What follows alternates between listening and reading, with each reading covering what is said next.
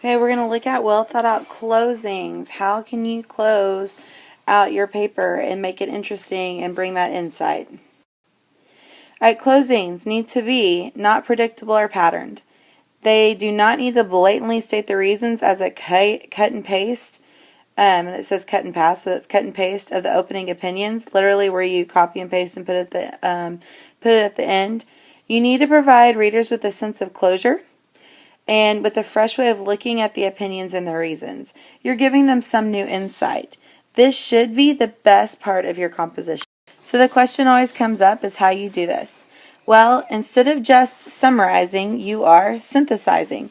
And that's where that insight comes in, where you're looking at what you analyzed and what new idea are you bringing to the table. Show them how the points you made and the supporting examples you used were not random, that they are actually connected to your thesis. And you're going to redirect your readers. You're going to give them something with this, with your conclusion.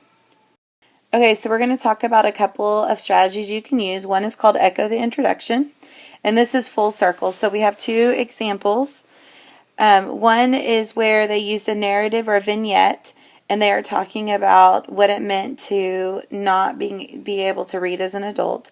And they end it with, today Alice stands in front of the same frozen food display, reading the ingredients on the box for herself. She doesn't have to wait for help from a stranger. She doesn't have to be ashamed. She doesn't have to pretend. Alice has joined the ranks of those illiterate adults who have now learned to read, and a whole new world has opened up to her. Okay, so they're giving you, first of all, they're using repetition to prove a point. But that same vignette they used at the beginning, they're echoing that. But they're still bringing new insight that the whole new world has opened up to her now that she is literate. Sometimes it's good to challenge the reader. You're going to issue a challenge to your reader for them to help, maybe for them to do something or apply the information to their lives. So the example is, though serving on a jury is not only a civic responsibility, but also an interesting experience. Many people still view jury duty as a chore that interrupts their jobs and the routine of their daily lives. We must remember that juries are a part of America's attempt to be a free and just society. Think about how you will respond when you get your next jury summons. What kind of citizen will you choose to be? So it's issuing a challenge with this question right here, and then how will they respond? So they're taking the information that they talked about, it being a civic responsibility. They posed a question, and they had them think about something. So they're challenging the reader to do something with the information that they had. All right, looking to the future. This is where you're kind of redirecting their thought process, and they're applying their new information to their lives where they can see things almost globally, and they're looking at the future and what can they do, where can they play a part.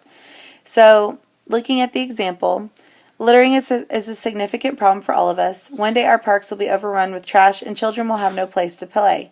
Before long, our roadsides will be infested with vermin scampering among the garbage tossed from the windows of indifferent drivers. In the future, America the Beautiful could become America the Wasteland.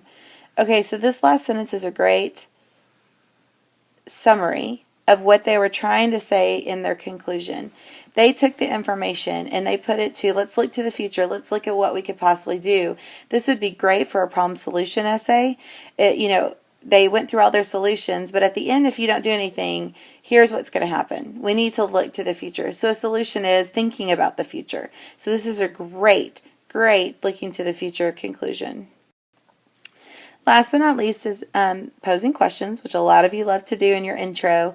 The thing that we need to stay away from, like with the rhetorical question at the beginning, is it can be overused. And therefore, it doesn't grab the reader's attention because of how often it's used. But posing questions, either to your readers or in general, the general public, may help your readers gain a new perspective on the topic, which they may not have held before reading your conclusion. So it could be that the information you presented, you're trying to make them think in a different way. So a sample expository closing with a posing question: is learning to read important? Every year the number of functionally illiterate adults in our nation increases. How will this impact the workplace in coming years? What will be the effect on our children, as these adults are their role models? Can you imagine the state of our nation if this tide is not reversed? So it's kind of combining two things, looking to the future, but using that question to make your reader think. So it's not the rhetorical question at the beginning, but it really is taking your information, synthesizing it, and posing that question where they have to think about the information maybe in a different way than they had thought before. So all of these are really great strategies. Are these the only strategies you can use? No. But if you use these, will they allow you to have an interesting conclusion that synthesizes rather than summarizes? Then these are things that you should think about in your conclusion, and maybe you need to go back and revise. But that synthesize part is so important. You need to make sure that there's an insight in your conclusion. And these are ways that you can do that.